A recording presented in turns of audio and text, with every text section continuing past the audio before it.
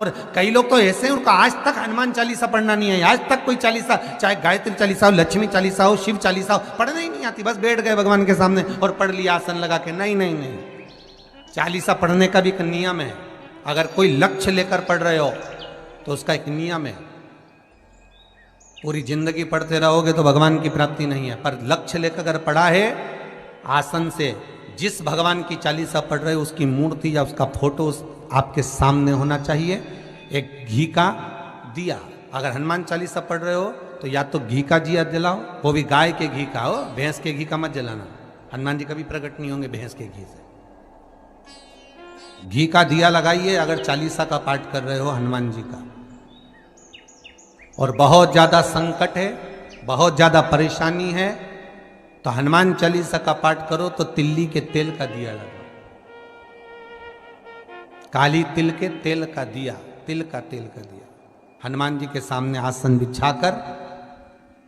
बहुत तकलीफ है तो 3 पाठ प्रतिदिन करो और एक आसन से जितने समय 9 बजे अगर आप बैठते हो पाठ करने तो 9 बजे ही बैठना है। 11 दिन तक प्रतिदिन 3 पाठ रोज करो। एक पानी का लोटा, कलश, तांबे का जल अर्थात तांबे का लोटा हो, स्टील का लोटा हो, तुम्हारे पास जो कलश हो उसमें जल भरकर, एक सिक्का उसमें पटक कर, एक लौंग पटक कर प्लेट से ढक कर रख दो और प्रतिदिन बस टाइम पर बैठकर पाठ करो। 11 दिन पूर्ण होंगे, जिस कामना से आपने पाठ करा है बस वो सिक्का, वो लौंग कलश में से निकाल लो, जल का आचमन करो और जिस काम के लिए करा है वो जल उस प्रयोग में ले लो। उस प्रयोग, किसी से बात करने जाना है तो वो जल पी कर जाइए, कोई से हाथ मिलाना है तो वो सिक्का, वो लौंग अपने हाथ में रखिए, अपने साथ रखिए।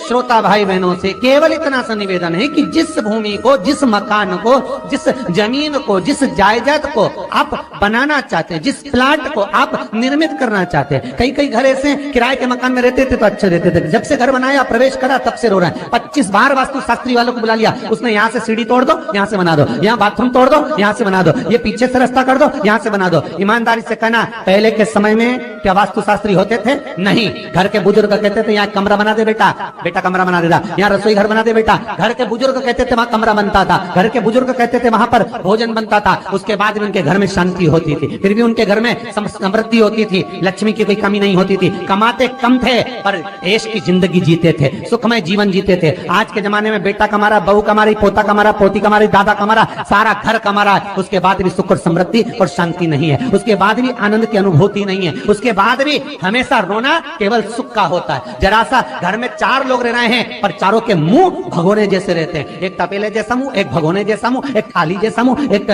बल्टोई जैसा मुंह, सब कोई बोलने को तैयार नहीं, क्योंकि जब जब बोले तो बर्तन की आवाज आए तो बोले ही नहीं। एक माँ बैठी टीवी के सामने, एक माँ बैठी, एक सोफे पे बैठा, बोले ही नहीं आपस में। वो सुख गया का महाराज। कई लोगों के मैसेज आते हैं, गुरुजी हम बड़े दुखी हैं, कारण क्या है? बस कारण इतना सा है कि आपने जब मकान का निर्माण कराया, वास्तु शास्त्री को बुलाया, इंजीनियर को बुलाया, सब ठेकेदार को बुलाया, सबको बुलाकर मकान, प्लाट, जमीन, जायदाद सब दिखवाया, पर आपने उस भूमि पर पद्म पुराण कहती है, धेनु मानस कहती है, स्कंद पुराण कहती है कि उस प्लाट पर आपने 3 दिन तक एक गौ माता को नहीं बांधा। 3 दिन तक एक गाय को उस प्लाट पर बांध कर चारा खिलाते, ना वास्तु शास्त्री को बुलाने की जरूरत पड़ती, ना कभी समृद्धि की, ना सुख की जरूरत पड़ती, क्योंकि गाय उस जगह से सारी इंद्रियों को आनंदित देकर सुख प्रदान कर देती है। उस जगह के सारी रोग, बीमारी, कष्ट, तकलीफ, दुख को गौ माता खींच। गौ माता जैसी जगत में कोई नहीं हो सकता। हाथ में घड़ी नहीं बांधती गौ माता, पर 4 बजे आपके यहाँ रोटी मिलती है तो 4 बजे खड़ी मिल जाती है। 3 बजे भोजन मिलता है तो 3 बजे आपके दरवाजे पे मिल जाती है। 1:30 बजे भोजन दोगे तो 1:30 बजे ही मिलेगी। 1:20 पे दोगे तो 1:20 पे ही मिलेगी। कोई घड़ी नहीं बांधती, फिर भी समय पर आ जाती है। क्यों? क्योंकि भगवान ने उसको ऐसा बनाया है, 33 कोटि देवताओं ने उसमें ऐसा विराजमान कर दिया है कि जगत का वो कल्याण कर सकती है। उसका एक एक अंश जीव का कल्याण करने वाला है, एक एक अंश जगत का उद्धार करने वाला है। पर हम ये आज के युग में हम उसको भूल गए। आज के युग में हम ये सोचते हैं कि हम वास्तुशास्त्री को बुला लें, वो ये बता दे हमने ये फ्लैट बनाया, हमने ये मकान बनाया, इसकी छत कैसी, इसका कमरा कैसा, वो बता देगा, सब कुछ बता देगा। उसके बाद भी लोगों के यहाँ सुख नहीं है, उसके बाद भी शांति नहीं। फिर चलो तो चलो किसी बाबा जोगी क्या पहुंच गए जो ऐसा घूम घूम के बताता, और उसके यहाँ जाकर पूछ लिया, बताओ बाबा जी हमारे घर में शांति नहीं। तो बाबा जी एक ही बात बोले, तेरे ही घर का है जिसने कुछ कर दिया। अब इसको याद आया 15 दिन पहले मेरी जेठानी से लड़ाई हुई थी, उसी ने कुछ करा होगा। अब बताओ बाबा जी ने आपस में ऐसा बीज बो दिया कि घर और जुड़ा हुआ था तो टूट गया। कोई बाबा जोगी सन्यासी तपस्वी साधक उपासक कभी नहीं कहता कि घर का है। हमेशा याद रखो, संसार में किसी की सामर्थ्यता नहीं है कि कोई आपका बुरा कर दे, किसी की सामर्थ्यता नहीं। संसार में किसी की सामर्थ्यता नहीं कि आपका बुरा कर दे, बस आपका बुरा आपका किया हुआ कर्म करता, कोई दूसरा नहीं कर सकता। एक नींबू गिर गया दरवाजे पे तो 14 दिन तक नींद नहीं आई। सीसीटीवी कैमरे में देखो कौन पटक के गया, मेरे को तो 3 दिन से शंका हो रही पड़ोसन से। अब बताओ, जब कैमरे में देख लिया तब मालूम पड़ा बेचारा साइकिल वाला सब्जी लेके जा रहा था उसके घर पे और नींबू पॉलीथीन से टपक गया। तब सुकून मिला कि ये नींबू, तब सोई आराम से कि पड़ोसन ने कुछ नहीं किया। ना जाने किसने क्या विद्या कर दी, ना जाने कौन ने कौन सा टोना मार दिया। केवल एक दीवार ऐसी होती है जहां पर हनुमान जी का चित्र लगाया जाता है। चाहे तुम पर्वत उठाने वाला चित्र लगाओ हनुमान जी का, चाहे बैठे हुए लगाओ, चाहे रामायण पढ़ने वाला लगाओ, चाहे लंका दहन करने वाला लगाओ, चाहे राम नाम जपने वाला लगाओ, चाहे लक्ष्मण को संजीवनी देने वाला लगाओ, चाहे मौन मुद्रा में लगा दो, चाहे स्तुति में लगा दो, चाहे भजन में लगा दो। हनुमान जी का कोई भी चित्र लगता है तो ना पूरब में लगेगा, ना पश्चिम में लगेगा, ना दक्षिण में लगेगा। हनुमान जी का अगर चित्र लगता है तो उत्तर की दीवार में दक्षिण को देखते हुए लगता है, केवल एक ही स्थान।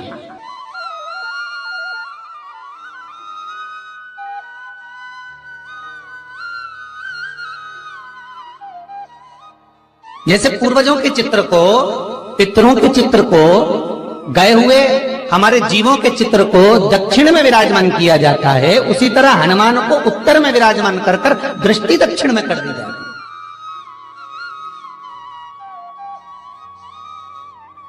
घर में हनुमान जी के जितने फोटो होते हैं उसको केवल दक्षिण दिशा में लगा और उत्तर दिशा में लगा बिठा देते हैं, और दक्षिण की ओर उनकी दृष्टि होना चाहिए, दक्षिण की ओर उनका मुख होना चाहिए।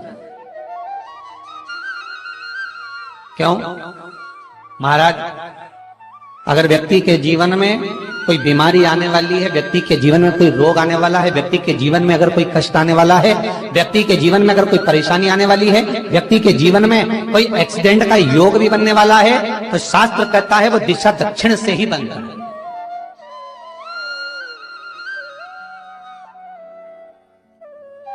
ये दक्षिण जो दिशा है ये यम की दिशा है। यहां संपूर्ण परिवार के साथ यमराज अपने आनंद में निवास करता है, यम दिशा।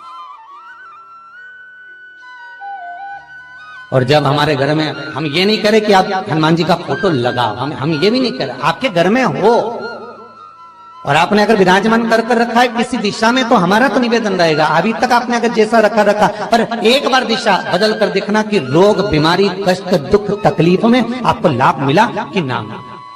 हनुमान जी ने केवल दक्षिण दिशा की ओर अगर मुख कर हमने विराजमान कर दिया, फोटो ही विराज दिया। हम ये नहीं कहेंगे आपसे कि आप बाजार से फोटो खरीद के लाओ फिर लगाओ, नहीं, आपके घर में हो तो आप लगा दीजिए, आपके घर में हो तो विराजमान करें।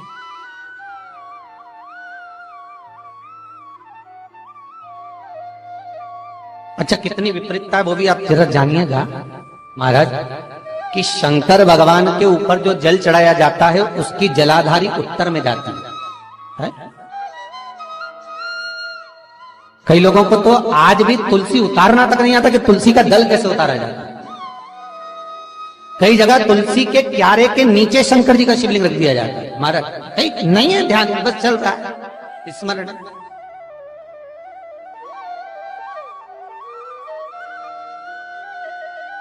भगवान शिव का जो जल जा रहा है वो उत्तर की ओर जा रहा है और हनुमान जी को उत्तर में विराजमान कर कर मुख दक्षिण की ओर कर दिया गया। क्यों?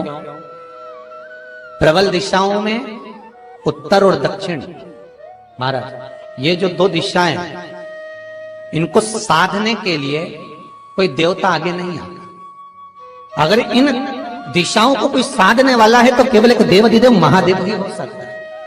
काल का हरण करने वाला वो महाकाल ही हो सकता है। शंकर का ही एक अवतार है हनुमान जी महाराज, रुद्र अवतार महाराज। हनुमान जी से कहा तुम दक्षिण की ओर दिशा पर संभालिए। शिव जी कहते हैं मेरा जल जब उत्तर की ओर जाएगा तो इस दिशा को मैं संभालूं, चिंता ना करिए। किसी लड़का और लड़की का विवाह नहीं हो रहा, 30 साल हो गए, 32 साल हो गए, 34 साल हो गए, लड़का लड़की का विवाह ही नहीं हो रहा। बहुत टेंशन है माता पिता। कोई मंगली है, कोई मांगलिक है, थोड़ा धीरे कम करो, प्लेन रखो। कोई मांगलिक है, कोई मंगल है, संबंध हो ही नहीं रहा। बहुत प्रयास कर रहे हैं, बहुत। 4 दिशा का स्मरण करिए, पूरब पश्चिम उत्तर दक्षिण का। हथेली पर आटे का दीप लगाइए, घी भर लीजिए और 4 बत्ती उसमें अलग अलग रख लीजिए महाराज। थोड़ा सा पीला चावल हल्दी में कर कर उसमें डाल लीजिए। जो लड़का और लड़की का विवाह करना उसी के हाथ में देना है। और देव उठनी एकादशी के दिन, जिस दिन देवता उठेंगे, जिस जगह पर तुलसी शालिग्राम का आप पूजन करते हो, गन्ने के नीचे, ईख के नीचे तुलसी का क्यारा रखकर पूजन करते हो, वहां पर भगवान शिव और भगवान नारायण का नाम लेकर उस दिए को रगवा दीजिए और वहीं पर हल्दी का तिलक उस लड़का या लड़की का कर दीजिए। श्री शिवाय नमस्तुभ्यं। श्री शिवाय नमस्तुभ्यं। श्री शिवाय नमस्तुभ्यं।